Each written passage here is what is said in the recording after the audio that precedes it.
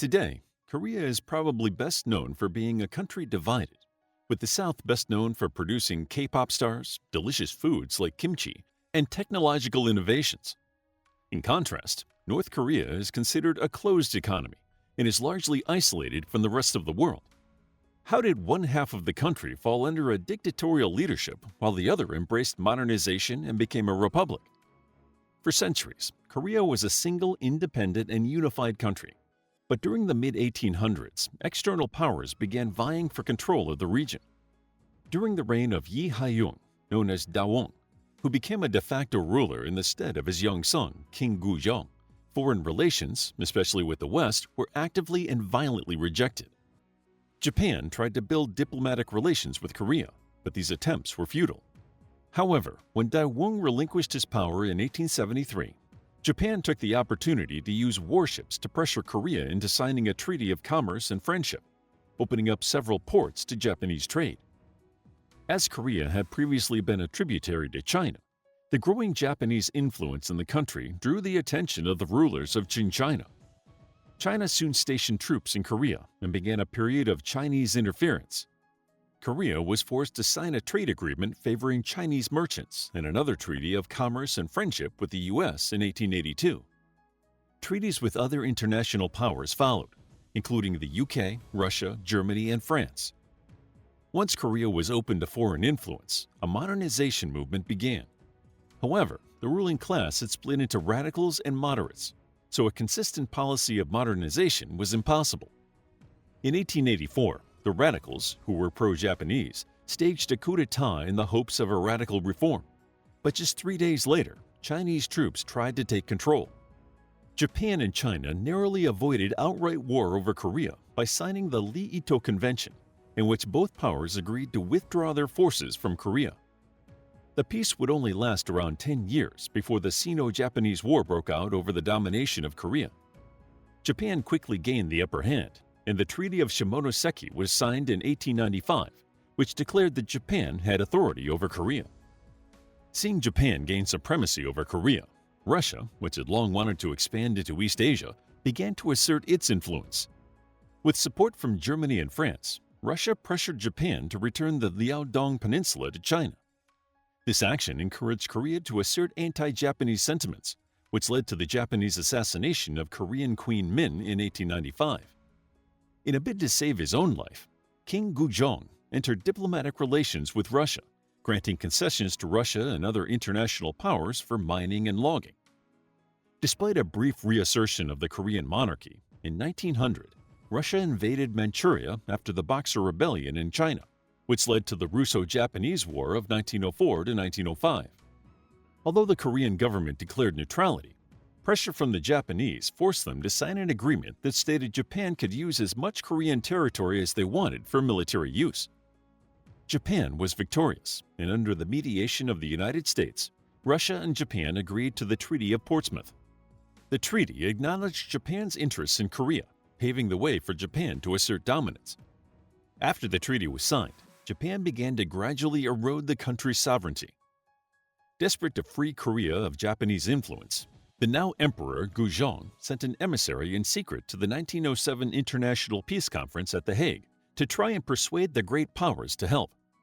However, the call went unanswered, and Japan coerced Emperor Gujong into abdicating in favor of his son. The Korean army was ordered to disband, and Japan annexed Korea in 1910. In the lead-up to the annexation, Korean guerrilla units had harassed the Japanese occupying forces. After the annexation of the country, these forces were driven into northeastern China. As the Japanese deprived the Korean people of freedom of speech, free press, and assembly, many emigrated to Siberia, Hawaii, and Manchuria. The Japanese closed many Korean private schools and established their own school system, which prioritized the Japanese agenda and language, while excluding Korean history and language. Japanese commerce was also promoted at the expense of Korean-owned businesses. The Japanese also began to seize land, issuing proclamations that unregistered land would be forfeited. Forests of farmland that were owned by a clan or village were seized, as they had no single individual who could claim ownership of them. The land was then sold off cheaply to the Japanese. In 1919, the former Korean Emperor Guzhong died. As a symbol of independence, Korea collectively mourned his loss, and on March 1st, nationwide anti-Japanese rallies were staged. The Korean Declaration of Independence was read aloud at the Korean capital of Seoul, and Koreans took to the streets demanding independence. Although the protests were peaceful, Japan's response was that of brutal suppression. The military was called in to stop the demonstrations, and tens of thousands of Koreans were arrested, killed, or wounded. The violent suppression of the call for independence was not as effective as the Japanese might have hoped. In April, independence leaders formed a Korean provisional government in Shanghai, and by September they had elected a president, Syngman Rhee. Their efforts united Korean exiles, and they were able to establish communication with leaders inside Korea.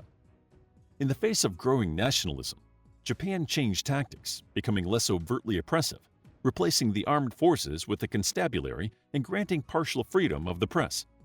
Still, their exploitative colonial policies remained.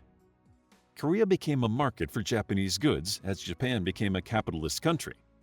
Due to Japanese industrial development, Japan's agricultural production was moved to Korea, where farmers were ordered to turn their dry fields into rice paddies to make up for the shortfall in Japan. Although this program was briefly suspended during the worldwide economic downturn of the 1930s, it was soon reinstated to help Japan's war efforts against China. Although Korean rice production increased, most Koreans had to live on cheap imported cereals while the rice was exported to Japan. Meanwhile, Korean nationalism continued to rise, and several magazines and dailies inspired the Korean people with a renewed sense of patriotism and a desire for independence. However, in 1931, Japan once again imposed military rule in Korea. They began to crack down further on the Koreans, attempting to destroy their national identity after the outbreak of the Second Sino-Japanese War in 1937, and then the Second World War a few years later. Koreans were encouraged to adopt Japanese names and forced to worship at Japanese Shinto shrines. Korean publications, as well as academic societies and studies, were banned. In order to supplement their military, Koreans were drafted into the Japanese army or ordered to work in military bases, factories, and mines. Thousands of Korean women were forced to provide sexual services for the military as so-called comfort women. Although Shanghai fell to the Japanese, the Korean provisional government moved to Chongqing in southwestern China, where it declared war against Japan in December 1941. They formed the Korean Restoration Army and fought alongside Allied forces until Japan surrendered in 1945, marking the end of 35 years of Japanese rule in Korea. Unfortunately, this victory did not lead to Korea's independence. Although in the 1943 Cairo Declaration, the U.S., Great Britain, and China pledged that Korean independence would come in due course, the actual details of this proposed independence were not clear. When the Korean Provisional Government requested clarification from the U.S., they received no answer. In 1945, at the Yalta Conference, President Franklin D. Roosevelt proposed a trusteeship for Korea, consisting of the U.S., Great Britain, the Republic of China, and the USSR. Although the four powers agreed to this trusteeship, no formal arrangement was reached. As tensions increased between the U.S. and the USSR, the future status of Korea was still undecided. Months later, at the Potsdam Conference, the U.S. encouraged the Soviets to enter the war against Japan. In August, the USSR entered into war with Japan, pledging to support Korean independence. On August 11, 1945, the Americans drafted General Order No. 1, which called for the Japanese in Korea to surrender. It had been agreed that Japanese forces that were north of latitude 38 degrees north would surrender to the Soviets. Those south of that line would surrender to the Americans, who landed a few weeks after the Soviets first entered the country. Korea was split into two zones, with the north essentially being under the control of the USSR. The division of the Korean Peninsula was controversial, with some believing that the U.S. decided to do this in order to stop the USSR from occupying the entirety of Korea. This idea is predominantly based on the fact that U.S. policy toward Korea during World War II was to prevent any one power from dominating the country.